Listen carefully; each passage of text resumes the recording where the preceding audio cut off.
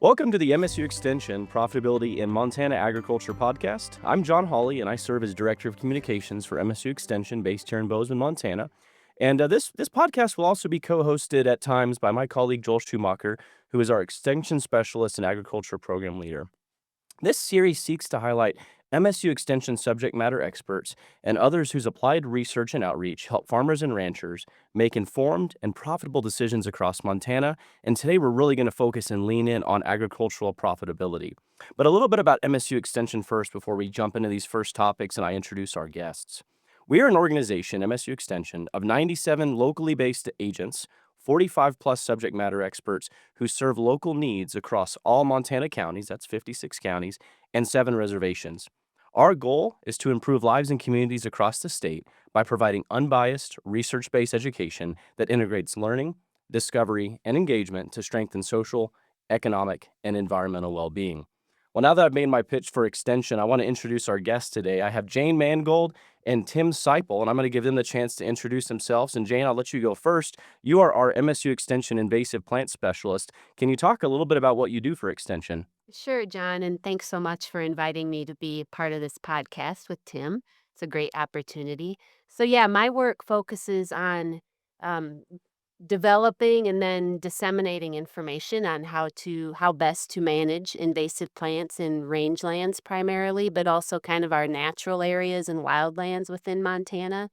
I've been in this position since 2008 and am also a MSU graduate. So I've been working in this realm in Montana for quite some time. Very cool. Thank you so much for being here today. And there'll be folks listening to this from several months past. But go Cats! We got a big Cats game Yeah, tomorrow we here. do. Yeah, Yeah. yeah. Well, Tim, let's get an introduction from you. My name's Tim Seipel, and I'm the Cropland Weed Extension Specialist. Myself and Jack Rieselman, we like to argue whether you should call me a weed scientist or a weed ecologist. And I help producers in Montana manage weeds in mostly in their row crop agricultural systems, but also in forage crops, in right of ways, sometimes infrastructure. Jane and I get pulled in a lot of different directions, but I mostly work with producers on doing really good weed management in we'll call it our wheat pulse rotations in Montana. Awesome. And both of you work across the entire state. I think we know how diverse Montana agriculture is. I think when we look at the topic of ag profitability today and the projects and research that y'all have engaged with, I think if there's any unique twist to certain parts of Montana you want to bring up, please do. But I'm going to turn back to Jane because I know as we prepared for this show, you kind of have a write-up on what ag profitability means. And it's just hard, in my notes here, it's something that you wrote down. It's hard to quantify. But can you kind of open us up here? Let's get into profitability and what ag profitability means in Montana and perhaps also in this broader Northwest region or High Plains region of the country. Yeah, well, I like to think about it in terms of like if you're managing invasive plants and noxious weeds, it's thinking about what are you investing in controlling or managing these pests and what is your return on that. And with rangeland settings, range and wildlands, it is difficult to quantify because as you can imagine, there's a lot of variability. I mean, these are large landscapes and a lot of times, this rangeland type setting, it may not be monitored as closely as like a crop setting in terms of knowing what your inputs are and also knowing what your return on those inputs are. So, like with invasive plants, it's kind of hard to quantify monetarily the impacts. I mean, even probably the easiest thing we could quantify would be if I have this much of a certain weed or invasive plant, I'm losing this much forage. Like you could quantify that, but even then, like we're not always very good at doing that. But if you think about like an invasive plant, like lowering biodiversity, that's a very difficult thing to measure and put a dollar value on. And likewise, when it comes to if you manage that and you see an increase in biodiversity, those are hard things to quantify. It might be a little bit different in cropping systems, and I'll let Tim chime in there. Yeah, I think cropping systems in Montana, it's more easily quantified because you're dealing with a system where you have your inputs, and you're going to get an output, and that's going to be your crop, and you're going to take that to the elevator and you're going to sell that. And so you can really quantify all that. In Montana, we operate on these relatively low margin cropping systems. So decisions can make a big difference on how profitable your operation is. And when I mean decisions, I mean, what time of year did you manage that weed? What herbicide did you use on that weed? How much did that herbicide cost? Or what preventive strategies did you undertake to make your crop as competitive as possible? What did you do to make sure you didn't have a lot of weeds in the field when you got to harvest time? Because, one of the issues that pops up in Montana is if I have green weeds in my field and I go out and I cut my chickpeas, those green weeds can actually stain the chickpeas, which causes dockage at the elevator. So you're losing money. So when you think of weed management and cropping systems, it's a bit more easy to quantify, but there's things that are harder to quantify, like crop rotation. Crop rotation can go a long way from tamping down a weed problem. And so sometimes it's harder to quantify, "Oh, okay, I had 5 different crops in my rotation versus 3. How much more money did that get for me?" And maybe we should ask Joel to spend some time, doing some of that. But it is much easier to quantify in a crop field. I mean, I can give you some examples of herbicide resistant weeds in Montana, for example. I've worked with producers before who may have gone out and sprayed 3 center pivots, almost a whole section, 612 acres, and they had herbicide resistant green foxtail in it. So they spent nearly $20,000 on herbicide, but got very little efficacy out of it. So in extension, what do we do? We I actually worked with the producer after the fact to understand what herbicide resistant weeds are out there so he can make better choices about what herbicide to use, gets better efficacy, gets better yield in the end, and then that helps his profitability. So that's really where extension can help a lot with producers directly. Well, and for those listening that might not be incredibly familiar with extension and what we do, can you kind of give that pitch about how a farmer, how a producer at that local level connects with extension and how it really starts with our extension agent? Can you talk about that relationship, maybe Jane? Yeah, I'll give it a shot. So our local extension agents in our counties and our reservations, they're really the local resource for a producer to come to with let's just say a situation where they're looking for some input. Oftentimes, our field faculty, they can answer questions and give really good recommendations on their own. They're very well versed in weed management and other profitability issues that come up for our ag producers. If they need some help, that's where they'll reach out to our specialists on campus like Tim and me. And then we can step in and help to kind of refine recommendations because we're thinking about that every day of our jobs, right? Like Tim talks about kosher every single day of he his does. job. I can almost verify that because I see Tim almost every day. But um, so yeah, there's this really nice network of our local field faculty all across the state, and they can help with kind of the local scenarios when they need help and they can't answer a question on their own, then they're reaching out to us. I think, and having previously served as an extension agent, I think that's the best part about having these 45 plus subject matter experts based here in Bozeman. We have some that are also based regionally. Megan Van Emmen, our beef specialist, who will be on a future podcast, she's based at Fort Keogh, so in the southeast part of the state. But I think always knowing that if you didn't have that answer, putting my agent shoes back on, you could always reach out to the Tims, to the Janes of the world. Shifting back to profitability just a bit, we'll talk a little bit more about the resources extension offers.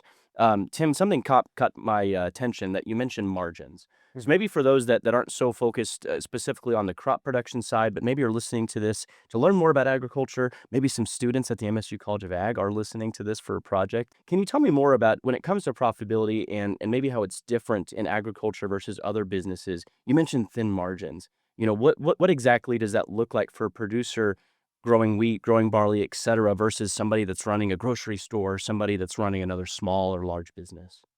Yeah, you're really tied to the markets, right? You're tied to the what's being paid for hard red spring wheat, for example, in Montana. And so when the price is pretty low as it is currently, you know, margins are tighter. And what do we mean by margins? Basically, you have input that has to go in every season. That's your seed costs, that's your fertilizer, that's your herbicide program that goes into it. It's the capital that you have invested in your tractor, in your drill seeder, and you have to put inputs in, but you're only going to get you have to get a good yield, and then you're going to have to work with what the market's going to pay you. And that tends to be pretty narrow in Montana and is currently pretty narrow right now, especially in the wheat market. And so means you're planning. We often talk about acres. Hey, John, you're farming 10,000 acres. Well, you're farming that and you're covering it as one or two people, and you want to go over that field as few times as possible and invest as little diesel into it, as little herbicide is necessary to get the optimal yield out of your system, and as little herbicide is necessary to get the optimal yield out of that system. So, you have to really watch what your inputs are and what your input costs and make really prudent decisions. And John, something I'll add in, especially maybe more so in rangeland systems, is we're talking about weeds and weed management in the podcast today. Like weed populations fluctuate from year to year. I work a lot with cheatgrass and ventonata and Japanese brome on rangelands, and our annual grass populations really fluctuate with just annual variability. A lot of it has to do with precipitation patterns. So when we're thinking about margins, there are some years where the impact of these weeds on the production of forage is way less than it is other years. So your margins can vary from year to year. Some years it may not make sense to invest in a herbicide application for annual grasses because you just don't get an increase in forage in response to that control of the weeds. So I think that adds a challenge. I think we forget that these weed populations, they're highly variable as well, in addition to things like markets and, the cost of inputs on an And we annual should come back basis. and say, well, at least in row crops, it's pretty easy to see how much yield can be lost to a weed and how much money you can lose by having a large weed infestation.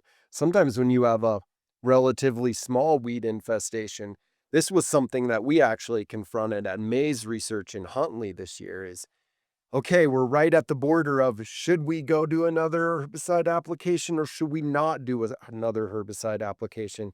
And then what are the ramifications of that? So yeah, it can be tough decision making. And so we try to provide evidence based research and information that can really help producers and agricultural professionals, extension agents too, make people or make good decisions for their economic outcomes.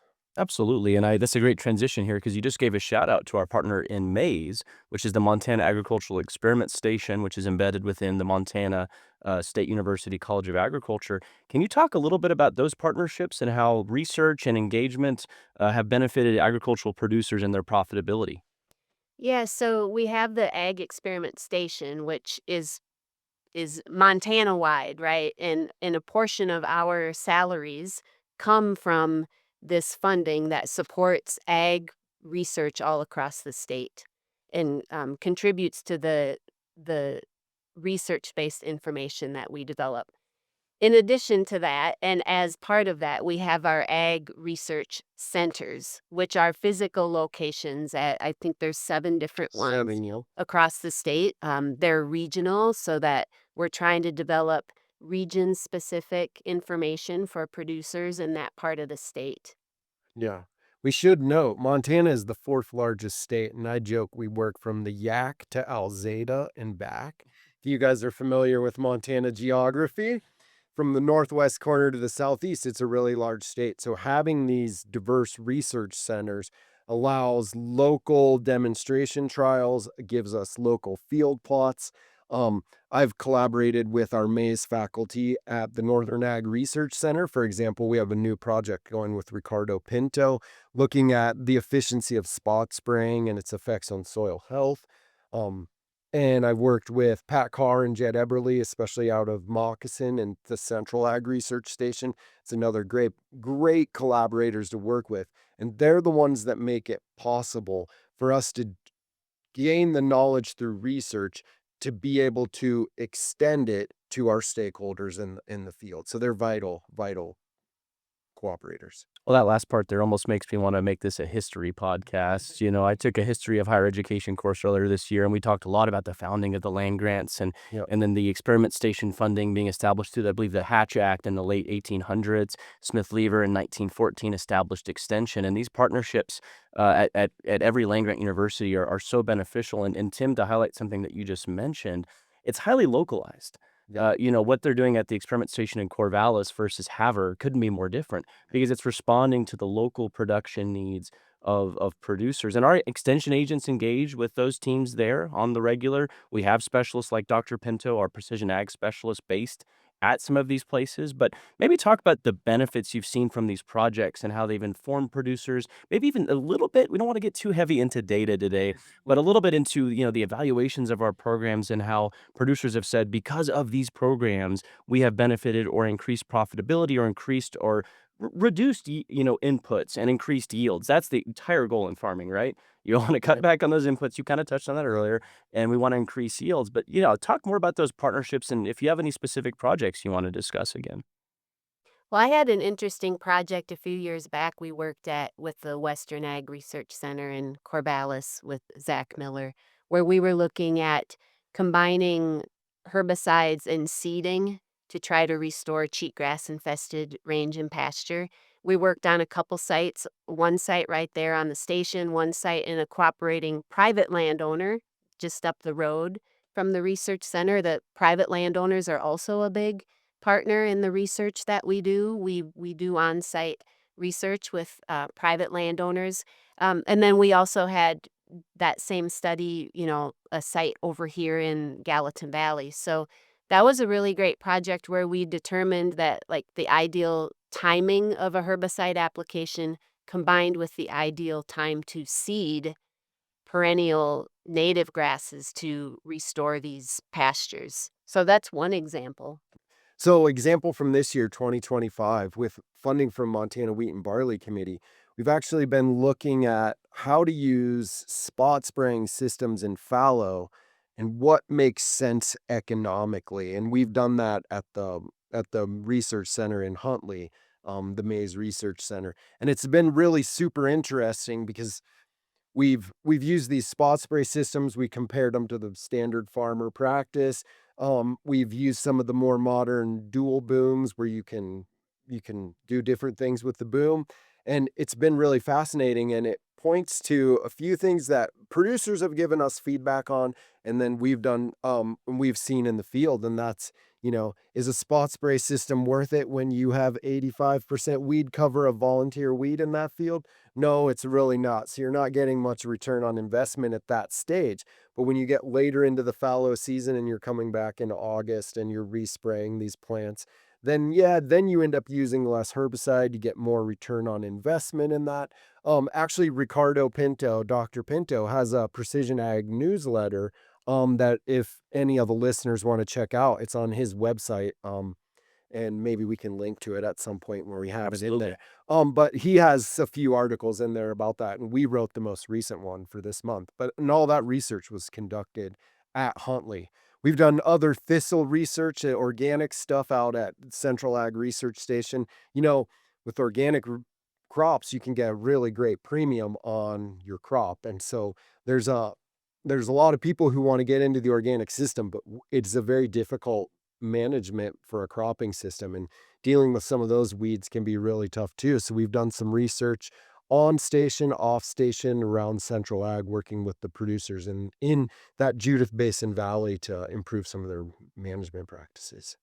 That'll be a great transition, Tim, because I do want to talk about IPM with Jane and with you as well here in just a second. But you gave a shout out to Dr. Pinto's newsletter. And so for those listening that maybe haven't connected with us online, the best way to get in touch with any of our specialists and some of the research and engagement that's happening with Extension is to go to montana.edu/extension. And our search tool at the top of each of those websites is not perfect. I'm smiling at Jane because we know our websites, we got to work on them. But it is pretty easy to find things like, Dr. Pinto's newsletter. We also have ag and urban alerts, which are incredibly fun to subscribe to. I know our communications team as well as our web team on campus works really hard to make that tool very visible. It ends up turning into a lot of exposure in some of our news and print and industry publications as well. So for those listening that maybe want to connect more or have heard some of these names that have been dropped so far today and you want to well, what is Dr. Pinto up to? Just visit our website or get in touch with your extension agent and they'll be happy to connect you with that. But turning back to integrated pest management, Jane, that's kind of one of the questions we did have prepared today. Although I'm loving how naturally flowing this conversation is. That's the best part about a podcast, right? But can you introduce the topic of integrated pest management, talking about the difference of, or the incorporation of, yes, we need herbicides, we need pesticides, but we also need to consider mechanical control. We need to consider things, biological control, and things like that. So can you introduce the topic to Yeah, us? so integrated pest management, or for Tim and me, it's integrated weed management. So IWM instead of IPM. Same concepts, though. It's where you're using different types of control. It could be chemical, biological, cultural, mechanical, prevention. You're using many different types of approaches to manage weeds. And the idea there is to combine these approaches in a way that you're kind of you're trying to exploit the weaknesses in the weed's biology, right? So you need to know something about the weed that you're dealing with and how does it grow? How does it reproduce? When does it grow? You're trying to exploit those vulnerable stages of a weed's biology. You're trying to keep the level of a population of weeds below a threshold at which you really start seeing impacts. So the goal here is never really to completely eradicate Right. the weed that you're dealing with. It's more about keeping it below this economic or maybe an ecological threshold where you start to see impacts to your profitability. Um, When you mentioned earlier, like you can't really say like for each kosher that I kill, it's 1 cent. Like you can't quantify that, correct? Is that yeah? yeah, I mean, maybe you could, but I don't know if you'd feel comfortable. I don't know if Tim and I would feel comfortable doing that, but you could run some numbers and try to do that. I could certainly tell you what your yield loss per plant would be. That's incredible. Yeah, Yeah. I mean, I could definitely say for every ounce of kochia biomass you increase in this certain area, you're going to lose this much yield until you get to total crop failure. And total crop failure does happen in response to weeds fairly often. You can have some issues that crop up, maybe, yep. Um, When Tim and I get really geeky with our science, we're doing things like that, like looking at weed crop or weed forage competition, right? So hey, if I take this single individual kochia plant or this single individual cheatgrass plant out of the equation, this is what I get in return in terms of more growth in my desired species. So that's getting really into the yeah. into the I weeds. used to joke with my Do a lot parents. of research like They'd be like, "What do you do?" And I say, "I count plants and do math." This is roughly my skill. I mean, we do quite a bit of that because it's not always easy to know when and how to manage a plant. IPM is integrated pest management. Principle one is know what you're managing. Know, you have to understand what perhaps your collateral damage is going to be. There's a lot of economic collateral damage that goes on with the use of herbicides. You have to understand the life form, when it's susceptible, what the effects are going to be into the future. This happens quite often in that, a herbicide you might use in wheat might still be there in parts per billion. Could affect your pulse crop next year. So you're making a lot of very, I would say, deliberate decisions where you're going to have to do some calculation in there. And that's really what IPM is. And why do we say we need to spread over biological, mechanical, chemical prevention and all this? It's because of selection pressure. And if you do the same thing over and over, we love it as people. Like, it's great for industry. We manufacture things, we do it over and over. In biological systems, if you do the same weed practice over and over and over and over and over, it just selects for those plants that can get out of that, can get around the system. Either they just survive, like Canada thistle. Why is it still in organic systems? Because tillage is the main tool in organic systems. And Canada thistle can just have its roots below where you can reach with the tillage. So you can't get rid of it. So, and if you just do that mode all the time, you end up just increasing that one weed until it almost can really like have major impacts, takes acres out of organics.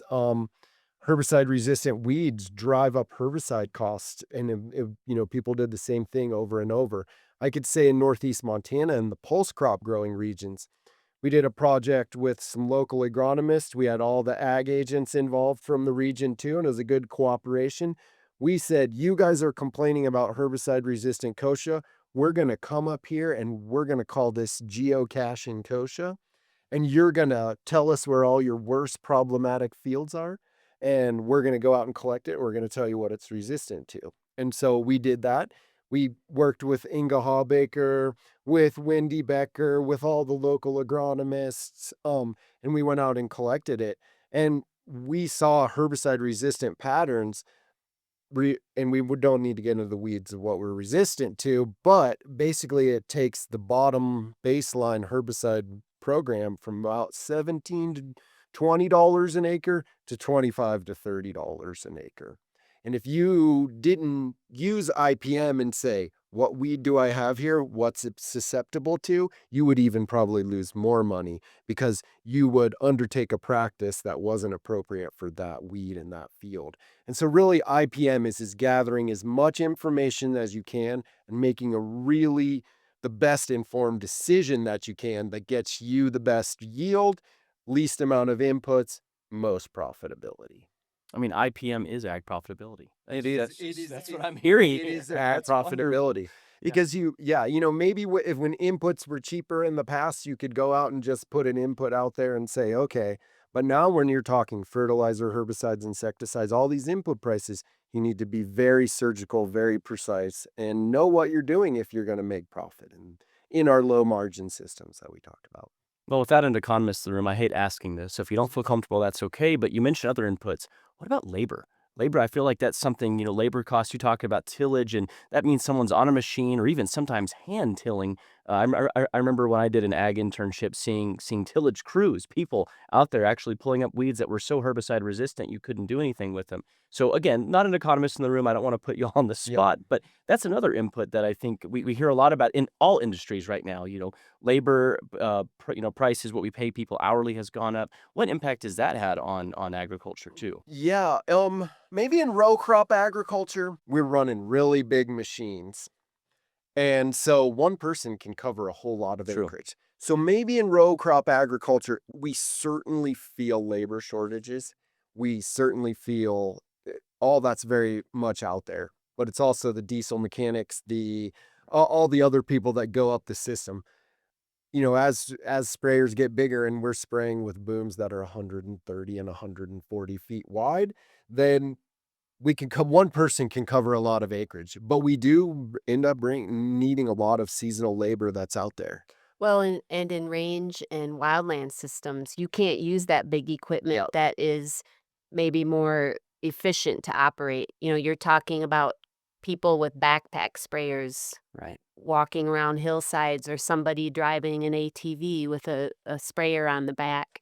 Or maybe using, now we're seeing more people using drones to spot spray like isolated infestations of a noxious weed on a steep hillside.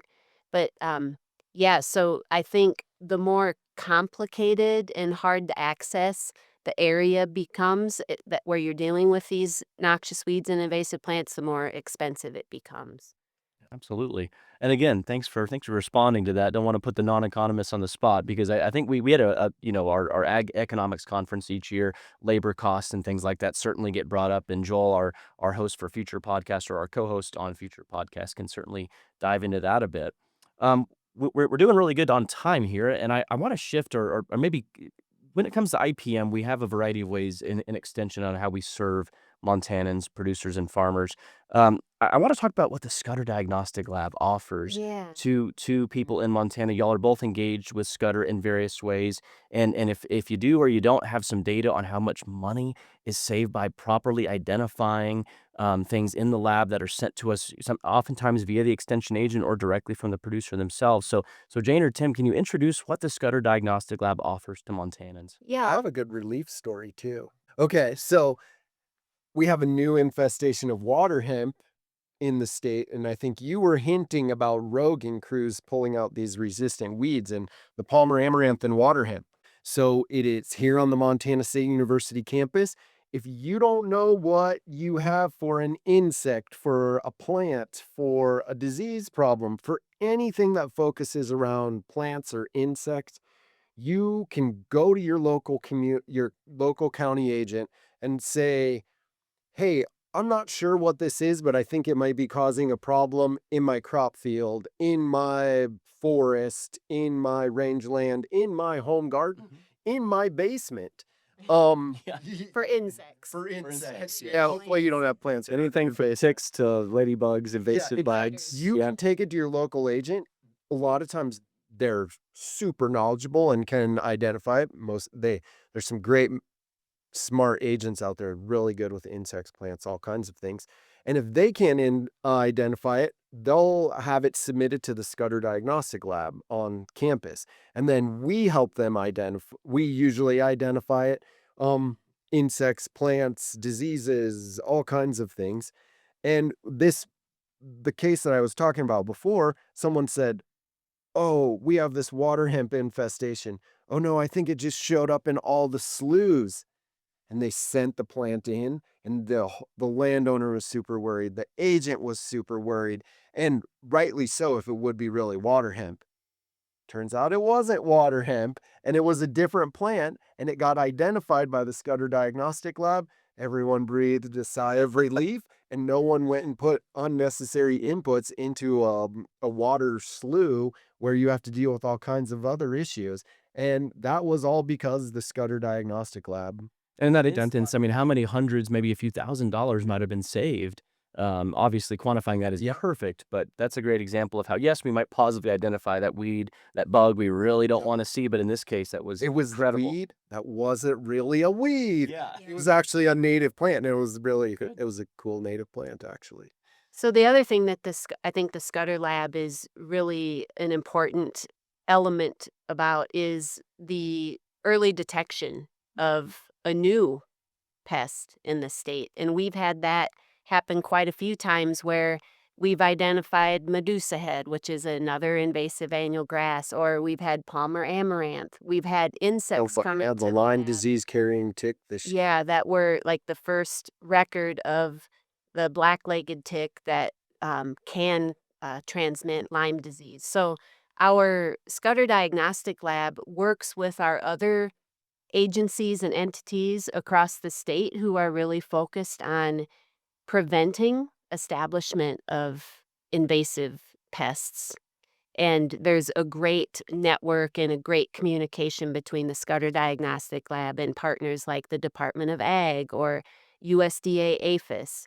So I think that's another really vital role that the Schutter Lab plays, in addition to just like identifying the pest so that we can begin an integrated pest management plan.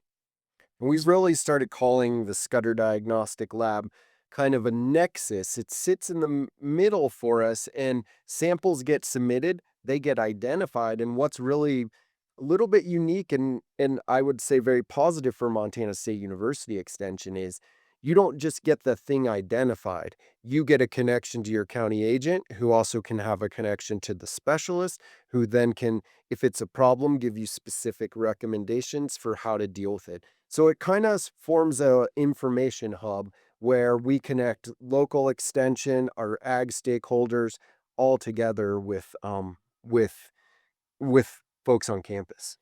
And the agents are a big part of Absolutely. this network. I would also like to add that We have county weed districts and weed coordinators who are managing noxious weed management plans within the counties. They turn to the Schutter Diagnostic Lab a lot as well. Also, our state agencies and our federal agencies that are managing public lands in Montana, they rely on the Schutter Diagnostic Lab as well. So, yeah, there's definitely the strong relationship with our county and reservation agents, but there's a broader relationship there too with other important groups in Montana that are working with weed management. Right. Well, and I know looking, and it's a privilege on my team serving in communications to look at the reports and the evaluation and the data that teams like Scudder and the projects that y'all engage with, those come our way. And every year when I get that report from Scudder, they're impacting well over 1 million acres. Yep.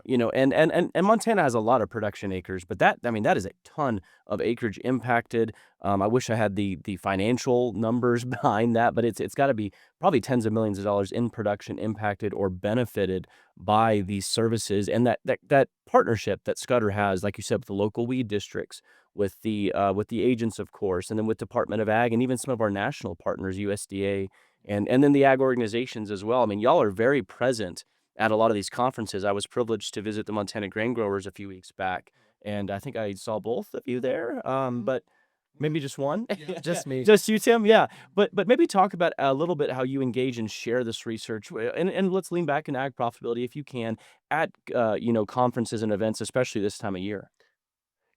Part of it, I don't know if we could ever quantify it, but part of the profitability is connecting people too.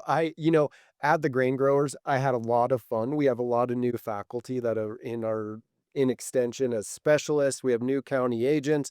I've been around in this job for 5 years, 2019, going on 6 years now.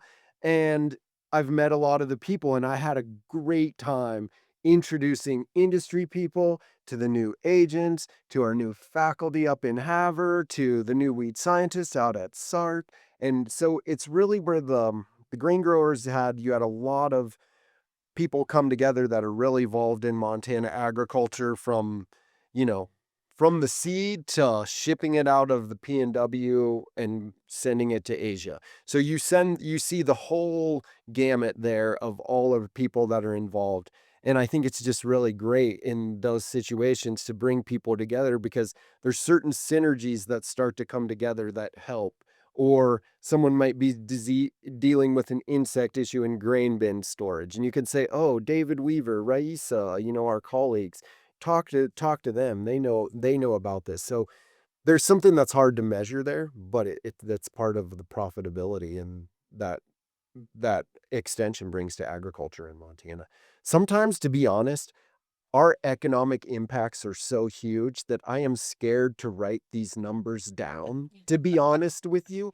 You know, Sometimes I'm like, okay, a producer calls me and he asks about doing this, that, or the other. And I say, well, I don't think I would do that because this, that, or the other reason. And sometimes I hang up the phone and I'm like, wow, I just saved that guy like $100,000 Wow. because, he might have wanted to apply a herbicide or plant a crop into a field where he had used a herbicide the year before that would prevent that from happening. And that would be total crop failure. And so you think about that and then you think about how we connect across the state. And I just think, yeah, we have into the millions and millions of dollars is the impact. I think there are some impacts as well that, you maybe can't measure with dollars. So back to the Scudder Diagnostic Lab, we've had unknown plants come in there before that are toxic.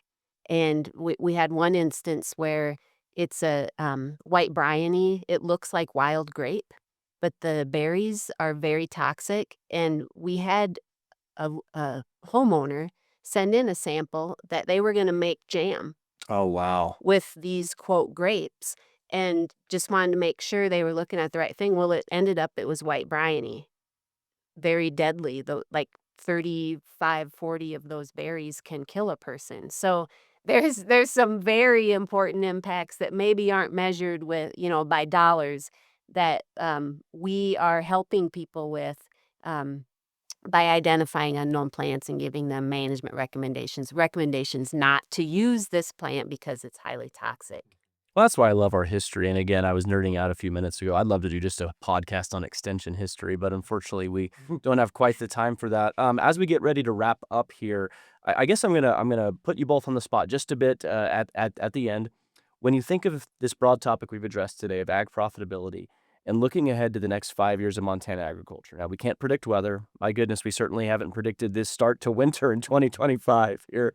But when you think about the topic of ag profitability and the farmers, the ranchers, the producers that you engage with, what is the one practice, one thing, one tool that you think they should be ready to use or be ready to adopt in their operation that'll help them over the next few years?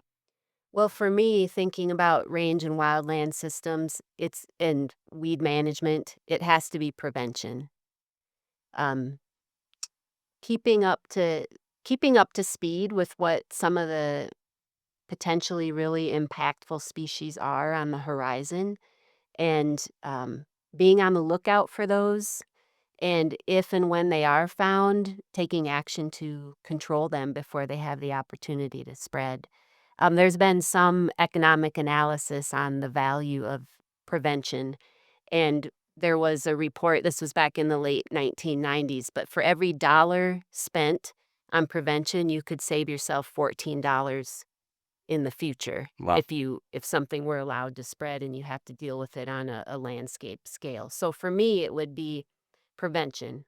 And we didn't dig too deep into ROI today, return on investment, but you just defined it right there. Yep. That $1 today might result in up to $14 based on the research in the future. Tim? My philosophical answer is knowledge is power when you're making decisions on your farm.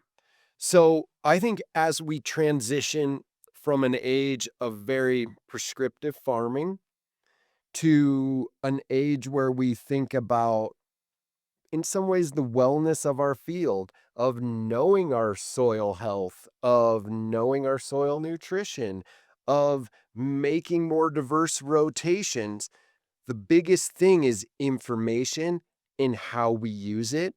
And I think new platforms are going to come along to allow better farming and data management in farming. We've had notebooks, we've scribbled on things. Things are moving into platforms now that will allow for better storage and use of information. And I think that will help profitability into the future. And if I'm a producer thinking about it, I'm thinking about how do I use that information in the future and how do I store it and collate it and what types of products are out there. Absolutely. This was a lot of fun today to do with both of y'all. So this was Tim Seipel and Jane Mangold. You can find their information on our website as well as in the show notes. We'll connect you with the department websites that they're both associated with and some of the research they discussed today. You're also welcome to reach out to them or to number one, connect with your local county extension agent. So everything for extension runs through our website, montana.edu/extension. And lastly, I want to thank everyone that's listened to this full podcast or maybe is listening to a short snippet there. The farmers, the ranchers out there are academic professionals and leadership here on campus, elected officials, researchers, and folks in the field. It's just been a fun time talking with y'all today. This is the very first Montana Extension Ag Profitability podcast. We're going to have at least 3 more, and we'll see how it goes. But for those listening, thank you again, and please connect with us on our website or with your local extension agent at that local office. There's 97 of them across the state, and they're looking forward to connecting with you. Thanks for listening. I'm John Hawley, Director of Communications for MSU Extension. Have a good day.